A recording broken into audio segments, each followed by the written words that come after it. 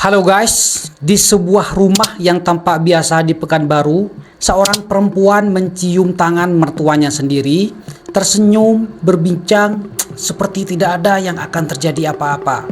Tidak ada yang curiga, tidak ada yang berteriak, tidak ada tanda bahaya. Tapi beberapa saat setelah silaturahmi itu, seorang ibu berusia 60 tahun ditemukan tak bernyawa di rumahnya sendiri. Yang paling mengerikan nih, bukan hanya cara kejadiannya, melainkan fakta bahwa pelakunya adalah orang yang baru saja ia sambut dengan hangat, menantunya sendiri guys. Jadi gini guys, Dumaris Borusitio, seorang perempuan berusia 60 tahun yang dikenal sebagai ibu rumah tangga dalam keluarga Meha di Pekanbaru Riau. Ia hidup bersama suaminya Salmon Meha yang merupakan kepala keluarga sekaligus sosok yang cukup dihormati di lingkungan sekitar. Keluarga ini dikenal memiliki kondisi ekonomi yang cukup mapan. Hal ini terlihat dari beberapa hal seperti kepemilikan rumah yang tergolong besar dan layak, adanya fasilitas keamanan seperti CCTV di rumah, kepemilikan perhiasan emas, dan simpanan uang asing guys. Secara umum, keluarga ini hidup dalam kondisi yang stabil dan berkecukupan nih. Di sisi lain, Anissa lahir di Parlilitan, Kabupaten Humbang Hasundutan, Sumatera Utara. Ia tumbuh dalam keluarga dengan kondisi ekonomi yang tergolong sederhana. Kehidupannya sejak kecil tidak jauh dari keterbatasan. Anissa menempuh pendidikan di SMP Negeri 1 Parlilitan nih. Saat bersekolah, Anissa dikenal memiliki teman dekat bernama Lisbat Barasa. Persahabatan mereka di masa sekolah ini kelak menjadi salah satu titik penting karena hubungan itu kembali terhubung di kemudian hari dalam konteks yang jauh lebih gelap. Lanjut, setelah lulus sekolah, Anissa merantau ke Pekanbaru. Di kota ini, ia sempat bekerja di lingkungan hiburan malam. Pada tahun 2022, hidupnya berubah ketika ia menikah secara siri dengan Arnold Meha yang merupakan anak dari Dumaris guys. Arnold diketahui memiliki kebutuhan khusus atau disabilitas.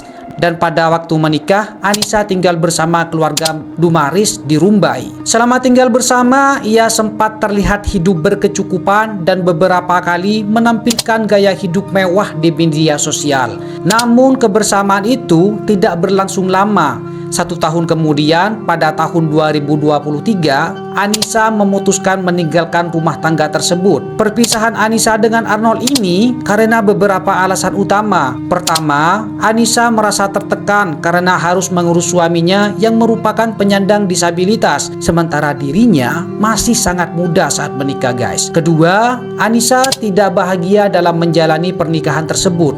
Ya, meskipun hidup bersama keluarga yang secara ekonomi berkecukupan. Ketiga, Anissa merasa sering sakit hati dan tersinggung oleh perkataan Dumaris dan keluarganya selama ia tinggal di rumah tersebut. Setelah meninggalkan rumah mertuanya di Pekanbaru pada tahun 2023, kehidupan Anissa berubah sangat drastis dibandingkan saat ia masih menjadi bagian dari keluarga Dumaris. Ia kemudian pindah ke Medan dan tinggal bersama sahabat masa SMP-nya Lisbeth Barasani. Di kota itu, Anissa kembali masuk di lingkungan hiburan malam dan bekerja sebagai kasir di sebuah tempat spa. Kehidupannya mulai jauh nih dari kehidupan yang pernah ia jalani sebelumnya. Oh ya guys, meski secara hukum masih berstatus istri Arnold, karena belum ada perceraian resmi nih, Anissa kemudian menjalin hubungan baru secara siri dengan pria bernama Slamet. Dalam fase kehidupan ini, gaya hidupnya berubah semakin bebas.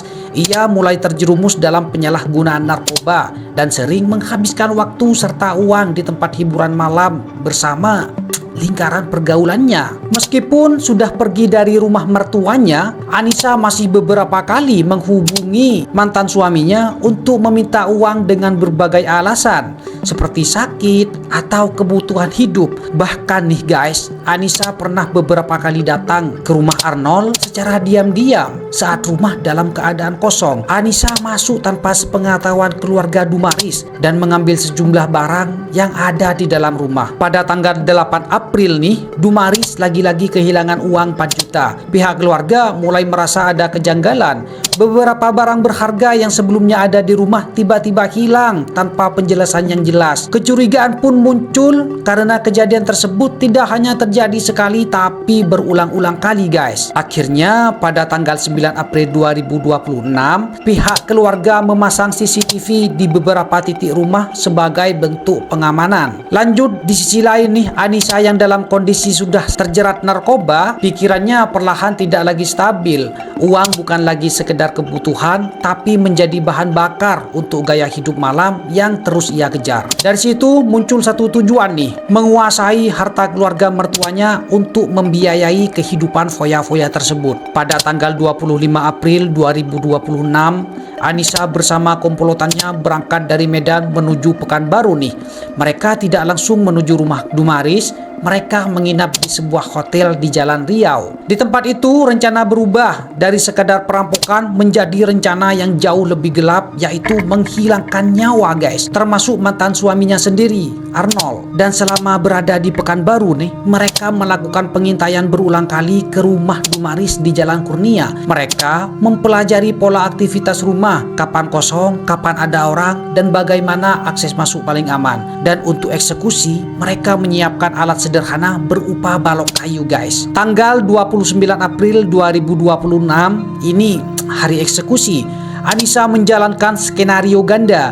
Ia terlebih dahulu mengatur pertemuan dengan Arnold di luar lokasi dengan tujuan memisahkan korban dari rumah. Rencana awalnya Arnold akan dibawa jauh oleh Lisbeth dan dihabisi di lokasi berbeda, sementara Anissa dan Selamat masuk ke rumah untuk menyerang Dumaris. Setelah memastikan Arnold mantan suaminya pergi menjauh menuju titik pertemuan yang ia janjikan pukul 9 WIB, saat itu Ibu Dumaris sedang sendirian. Anissa masuk ke dalam rumah Dumaris dan Ibu Dumaris melihat mantan menantunya datang, langsung membukakan pintu. Dumaris menyambut Anissa dengan sangat baik guys. Dalam rekaman CCTV terlihat Anissa mencium tangan Ibu Dumaris sebagai tanda hormat. Tidak ada ketegangan, Ibu Dumaris terlihat santai dan langsung mempersilahkan Anissa masuk ke dalam rumah. Tapi selang beberapa menit nih, Selamat masuk ke dalam rumah dengan cepat sambil membawa balok kayu besar. Tanpa peringatan, Selamat langsung menghantamkan balok tersebut ke arah kepala Ibu Dumaris. Berulang kali guys, Ibu Dumaris langsung bersimbah darah dan meninggal dunia seketika di lokasi guys. Setelah memastikan Ibu Dumaris tak bernyawa, Anissa dan Selamat segera menggeledah kamar utama. Mereka mengambil sejumlah perhiasan emas, laptop, ponsel, dan uang tunai sebesar $400. Dan sebelum pergi nih, mereka sempat mencoba merusak kamera CCTV untuk menghilangkan jejak. Namun wajah mereka sudah terlanjur terekam guys. Akhirnya sekitar pukul 11, Salmon Meha, suami Dumaris, pulang ke rumah setelah mengurus pajak kendaraan. Ia mendapati pintu rumah dalam keadaan terbuka dan kondisi di dalam rumah berantakan guys. Setelah mencari Ibu Dumaris kemana-mana, akhirnya Salmon menemukan Ibu Dumaris tergeletak tak bernyawa bersimbah darah di area dapur. Salmon segera menghubungi keluarga dan melaporkan kejadian tersebut ke pihak kepolisian. Di sisi lain, Arnold yang dibawa Lisbeth, mereka menuju arah Minas, Kabupaten Siak dengan alasan akan dipertemukan dengan keluarga Anissa nih. Saat dalam perjalanan menuju Minas, rencana awal untuk mengeksekusi Arnold mendadak berubah nih. Anissa dan Selamat panik karena menyadari bahwa dirinya sudah terekam CCTV. Dia harus mempercepat pelariannya. Karena rasa takut tertangkap yang semakin besar, Anissa menghubungi Lisbeth memutuskan untuk membatalkan eksekusi terhadap Arnold. Setibanya di kawasan Minas, Arnold diturunkan begitu saja di pinggir jalan. Ia kemudian diberi uang sebesar 50.000 oleh Lisbeth dan disuruh pulang sendiri ke Pekanbaru menggunakan angkutan umum atau ojek guys. Arnold selamat karena para pelaku lebih memilih untuk segera melarikan diri keluar provinsi daripada menyelesaikan rencana pembunuhan kedua yang berisiko memperlambat pelarian mereka nih. Setelah kejadian, tim gabungan Polda Riau dan Polresta Pekanbaru langsung melakukan penyelidikan. Berkat rekaman CCTV di rumah yang merekam wajah para pelaku dengan jelas, polisi berhasil mengidentifikasi identitas mereka dalam waktu singkat. Polisi juga melacak nih pergerakan kendaraan yang digunakan para pelaku saat melarikan diri keluar provinsi. Lanjut, pelarian Anissa dan suaminya selamat berakhir di sebuah gubuk milik kerabat di Aceh Tengah. Saat ditangkap nih, Slamet mencoba melawan sehingga petugas terpaksa melakukan tindakan tegas terukur dengan menembak bagian kakinya guys. Di tempat lain, penangkapan di Binjai 1 Mei, di waktu yang hampir bersamaan, tim lainnya mengejar 2 pelaku lain, yaitu Lisbeth dan Erwandi. Keduanya berhasil diringkus di wilayah Binjai, Sumatera Utara. Sama seperti Slamet, pelaku Erwandi juga ditembak di bagian kaki karena mencoba melarikan diri saat mau diamankan. Atas tindakan keji tersebut, Anissa dan komplotannya dijerat dengan pasal 340 KUHP tentang pembunuhan berencana, pasal 365 KUHP tentang pencurian dengan kekerasan. Mereka kini menghadapi ancaman maksimal hukuman mati atau penjara seumur hidup nih guys. Kasus ini meninggalkan pelajaran penting bagi kita semua, bahwa ketika seorang sudah dikuasai dendam dan narkoba, nurani bisa hilang tanpa sisa, bahkan terhadap orang yang pernah memberi kepercayaan dan kasih sayang. Kita juga diingatkan untuk tetap waspada, karena ancaman besar kadang bukan dari orang asing, tapi dari orang yang paling dekat dengan kita guys. Tragedi di Jalan Kurnia ini kini sudah diproses oleh hukum, dan kita berharap keadilan bisa ditegakkan seadil-adilnya untuk almarhumah Dumaris. Terima kasih guys sudah menonton sampai akhir. Kalau kalian merasa konten seperti ini bermanfaat, jangan lupa like, share, dan subscribe-nya, serta aktifin lonceng supaya tidak ketinggalan pembahasan kasus berikutnya.